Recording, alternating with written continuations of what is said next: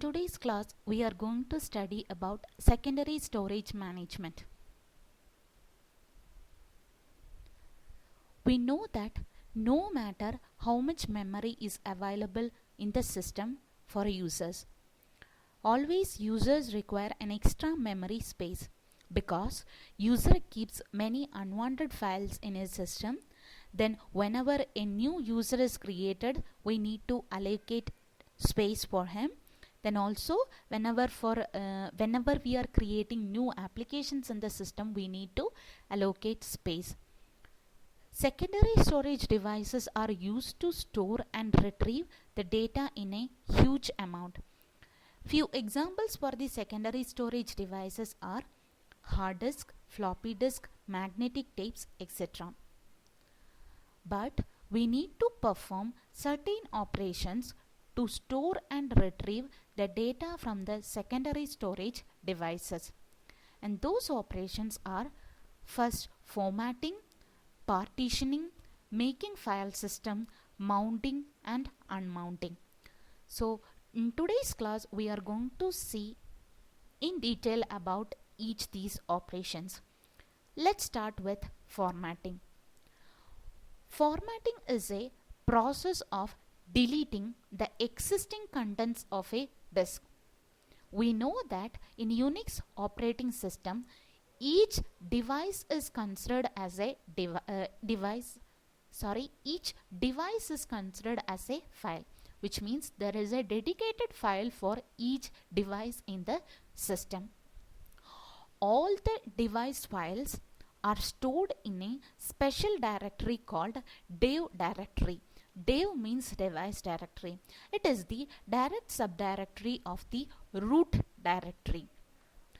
Some of the device files are fd0, which means fd means floppy disk and 0 means this is the first floppy disk. LP0 is for the first printer. HD0 is the primary or first hard disk.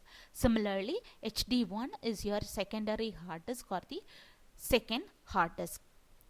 And the command which we are using to format a disk is fdformat command. Let's see how we are executing fdformat command. You can see in the example, it has to start with the name of the command, that is fdformat, followed by name of device file through which system implements access to the device. Because our intention is to format a device. Here when we are applying the command, the argument which we are passing to the command is the name of the device file. I told you for each and every device in the system we will be having a device file. So that device file we are giving as the argument to the fdformat command. So it will format the particular device. Now we are moving on to partitioning. So once we have done with the formatting of a disk, we have to partition the disk. So partitioning is a process of dividing entire disk space into different blocks. So blocks are nothing but multiple logical storage unit. And the command which we are using to create the partitions is fdisk command. We'll see how do we execute fdisk command. As usual, name of the command fdisk followed by the argument. Here again, which device we want to partition, the name of that device file has to be the argument to the fdisk command. Okay, so here under the root directory, under the device directory, we have the first hard disk that is representing by HD0. So this is the device file for the first hard disk. So we are going to partition the first hard disk using fdisk. Once we have partitioned, once we have done with the formatting and partition of the file, partition of the disk, we are moving on to the next process, that is creation of file system. Creation of file system. Once the disk is partitioned, system administrator can create the individual file system on each block. in a practical section or in a practical situation, there exists more than one file systems on different partitions on same disk. Each file system has a tree structure with a root directory, that is the topmost directory. All these file systems which are present in the different partitions of the same disk will be all these file systems unites to become a single file system at the time of booting. And the command which we are using to create the file system is mkfs command. Okay, so here you can see how did we execute the mkfs command. mkfs command followed by the option T. T indicates the type of the file system what we are going to create. Okay. Then what is the name of the device? So what is the name of the device file will be the another argument. Again I am repeating, the command which we are using to create the file system on a device partition is mkfs followed by the option T indicating the type of the file system what we are going to create. If we don't mention anything, by default it will assign the type of the file system as ext2 and the name of the device file. Here I am mentioning it as // that is root dev hd0, that is the first hard disk. Now formatting is done, partitioning of the disk done, then we have created the file system. Now we are going to talk about mounting. The super user can have a single file system or different file system on each block. If we have different file systems, all the individual file system must be connected to main file system. Okay, that means even though we have different file systems, it should be connected to the main file system. Okay, in Microsoft Windows, if you go to My Computer, you can see all your Windows partitions there immediately. But in Unix, if you put floppy or CD into the drive, and you might be wondering why you are not able to access it. This is because your floppies, CDs, hard disks and other storage devices must be attached to some existing directory on your system before they can be asked.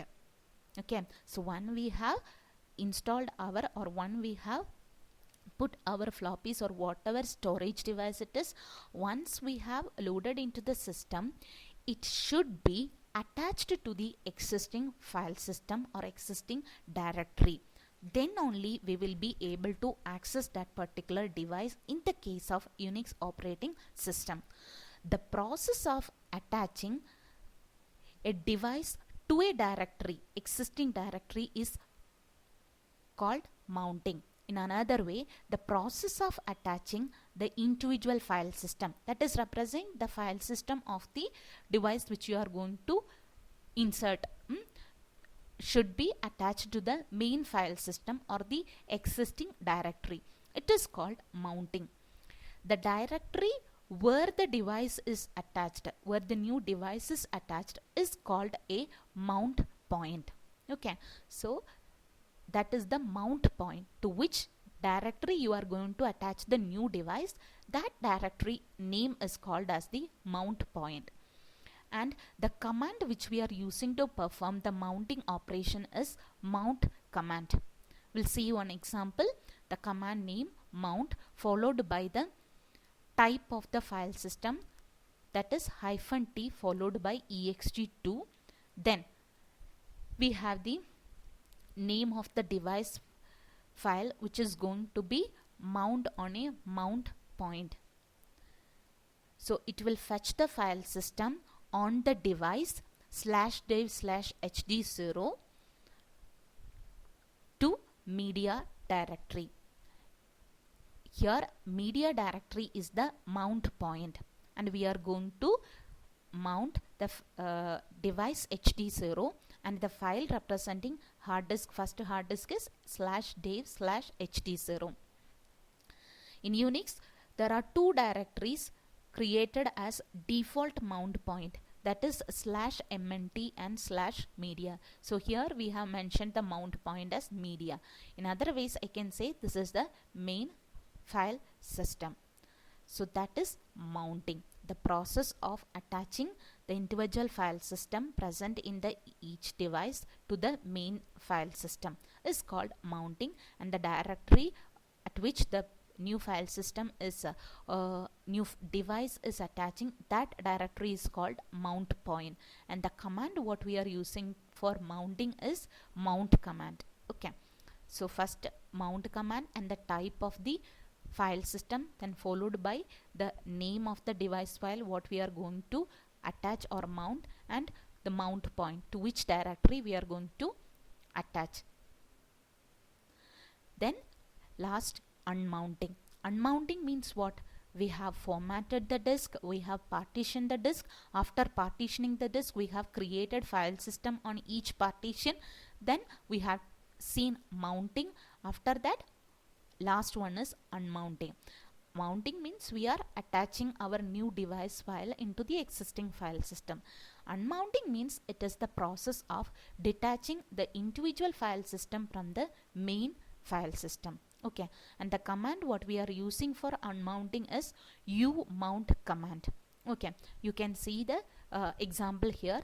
The command name umount followed by the name of the device file, which one you want to unmount, the name of that device file. Okay, you can give as the argument to the umount command.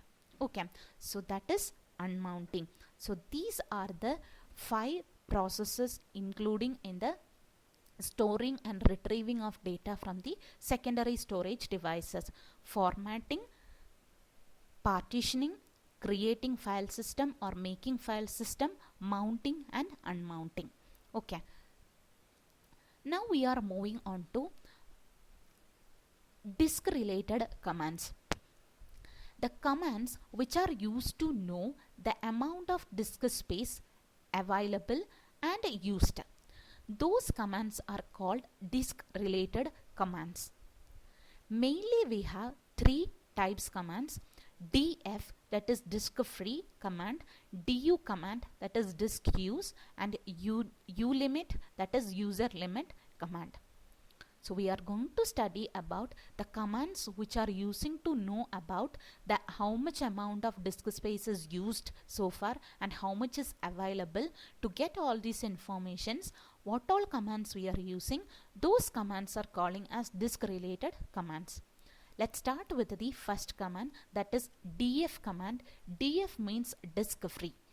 This particular command is used to know the amount of space used and the amount of space available by the different file systems. As I told you, in our system there will be different, if we consider a practical situation, there will be multiple file system on different partitions of the same block. So what all file systems are present in our system? The df command will show what is the total space allocated to that file system, how much it is used so far, how much space is available in that file system, and how much it is used in percentage, and where is that particular file system is mounted. These many informations will be provided by df command. So in general, it is used to know the amount of memory used and available for all the different file systems in our particular operating system. Okay, so we can see how to execute this command. Df command name followed by the option -h. -h means it will show the output in the human readable format. We'll see what is the output. Here we will be having many lines. I have written only one line. Okay, so the output will be containing 6 columns. The first column is telling the name of the device file or the name of the file system. However, understand how many devices we have. For each device there will be different partitions. For each partitions there will be different file system. So the first column tells the name of the file system or the device file. Then size. Size means what is the total space allocated to the particular file system. Used means out of this total space, how much so far used. That will be given by the third column. Avail means how much is available now for that particular file system. So total size, how much is used, then remaining will be given by avail column. Then the use, how much space is used, it will be represented in percentage. So that is the fourth column in percentage, usage in percentage. Then mounted on, where did we mount this particular file system? So this particular file system is mounted on the forward slash is your root directory. So the mount point for this particular file system is the root directory. So this is the discovery command. It will show what all file systems are present in our system. For all the file system, it will show how much total space it is having, how much it is used, how much it is available, and the mount point and the usage in percentage also. Now we are moving on to disk usage or DU command. Okay, it is used to display the amount of space occupied by the files subdirectories of the current directory. Okay, DF space was talking about the space using by the file system, but here DU is giving what is the present working directory. We know that there will be many subdirectories and files. How much space is occupied by these files and subdirectories will be given with the command du command. So again I am repeating, what is the present working directory, what all files and subdirectories are there in the present working directory, how much amount of space is using by these files and subdirectories of the present working directory will be given by the command du or disk usage command. Okay, so here you can see I have shown two examples. One is du command with option -a, another is du command with option -s. First we will see du command with -a.